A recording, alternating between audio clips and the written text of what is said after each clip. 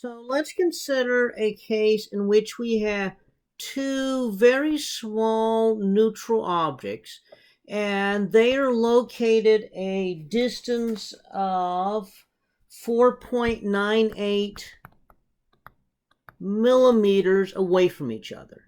And I'm going to move some electrons from one to the other. Okay, now they're initially neutral, so that means that when I take electrons away from one of them, it's going to be positive. When I add it to the other, it's going to be negative. Still conservation of charge. So let's say the change in charge here is going to be 7.5 picocoulombs. Okay. So what we've got is we've got now a plus 7.5 picocoulomb charge, and over here we have a minus 7.5 picocoulomb charge, and we know the separation here. And let's say that right above the midpoint right there, okay, some distance y, and let's say that y is 1.75 millimeters. We know this distance there.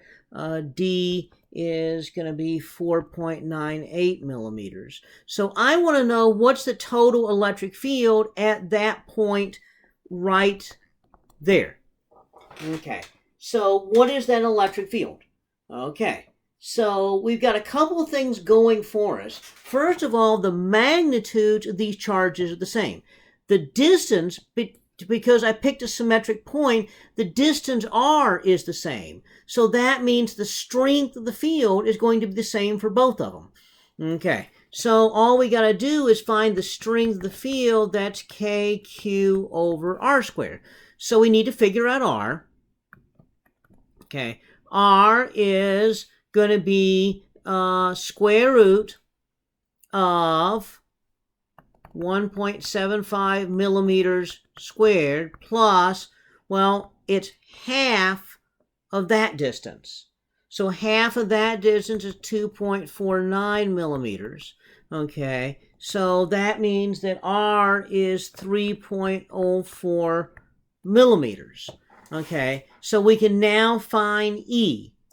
So E kq over r squared, so that's 8.99 times 10 to the 9 Newton meters squared per Coulomb squared, and then Q we said was 7.5 picocoulombs, so 7.5 times 10 to the minus 12 coulombs, and then R, so that's going to be 3.04 times 10 to the minus 3 meters squared. So E, the magnitude of E, is going to be 7,300 newtons per coulomb.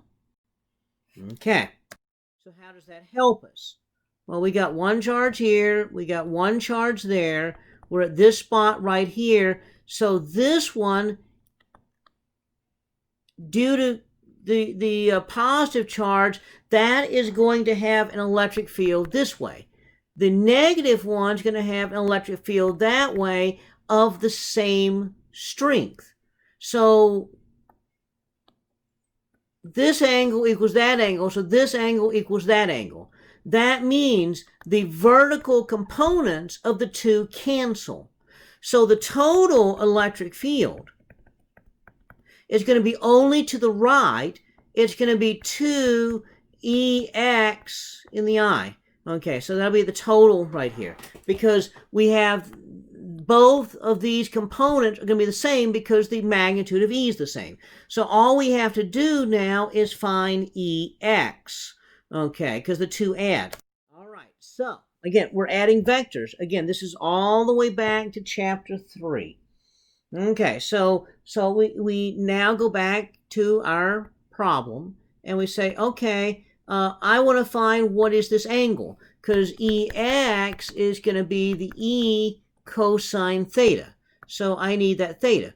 Well, I know the Y, and that's D over 2 right here.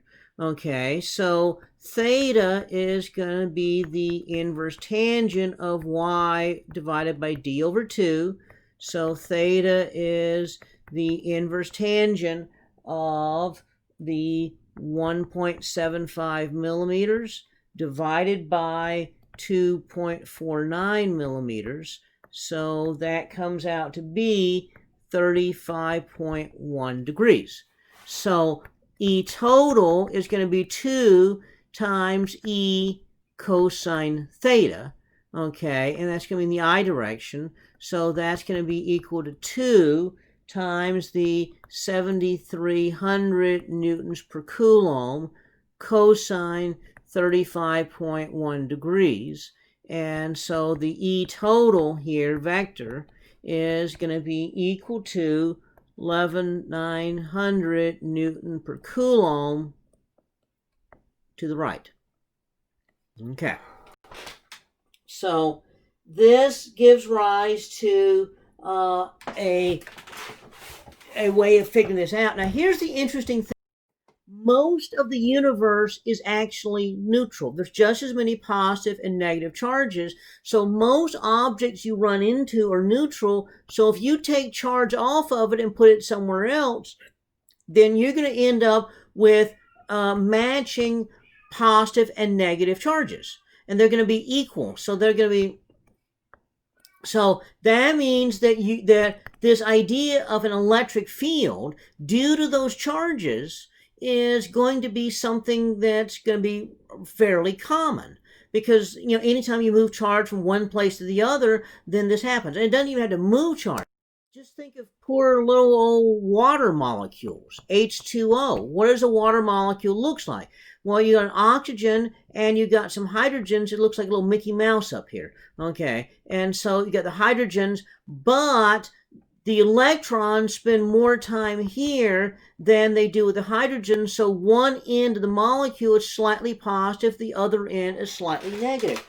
All of a sudden, we have this sort of unbalanced charge, which means if you're off to the side, you feel an electric field. In fact, if you're up here, you feel an electric field. If you're down here, you feel an electric field. Anywhere where you have a positive or a negative charge here, if they're balanced, okay, you think if you're really long ways away, you feel them equally, they cancel out. Yeah, but if you're anywhere in the vicinity, you feel one stronger than the other, or you feel them both equally, if you're in the middle here, and that gives you a field. Okay, so there's a region around here which extends out pretty long way, in which you are going to be experiencing electric fields. And so we want to describe that. Why? Because this idea of balanced plus and minus charges happens to be a very common concept. In fact, it is so common that you end up with it all over the place. We have positive and negative. In fact, even ionic bonds, ionic compounds, sodium chloride, that has the same sort of thing. One's positive, one's negative. And so a molecule of sodium chloride is going to be behaving in this same fashion. So we call this a dipole. Okay, di means two, pole, well, the pole is the charge, the plus or the minus charge. So we have two charges, they're equal and opposite. Okay, and so we want to describe dipoles, and it turns out that you do know that if you get far enough away from it, the two are going to be so weak. I mean, so that you're going to be experiencing both positive and negative. So it's tending to cancel out here somewhere if you get far enough away. So this is going to behave slightly differently than a monopole. A monopole is just the single plus or single minus. So that's our very next investigation, is how do dipole fields behave, and how do dipoles behave in an electric field? Because another thing, that you have a positive and a negative charge here. So one's negative, one's positive here. If you have an electric field here, what's going to happen is one side gets pulled that way, the other side gets pulled that way, and so you're torquing your dipole. Again, think about water molecules here. One side's positive, one side's negative. So if I put it in an electric field, one side wants to go one way, one side goes the other way. And so my water molecule twists a little bit. And so that turns out to be an interesting sort of thing. These dipole fields, that's why water behaves the way water does. That's why water is a good solvent. and if you have electric fields that go back and forth in the water, so it goes one way then the other way, then the water molecules will tend to oscillate back and forth. That's basically how a microwave oven works. It has electric fields that bounce back and forth at the same frequency that the water molecules want to resonate at. And so that means that you're adding energy to their oscillations, and that is how you heat things up. And so, again, it gets down to dipoles. Even with radio antennas, you have plus and minus charges, you have dipole fields. So dipoles turn out to be a very important concept in physics. Now, much of the dipole stuff is beyond the level of this class, but we can do a little bit with it.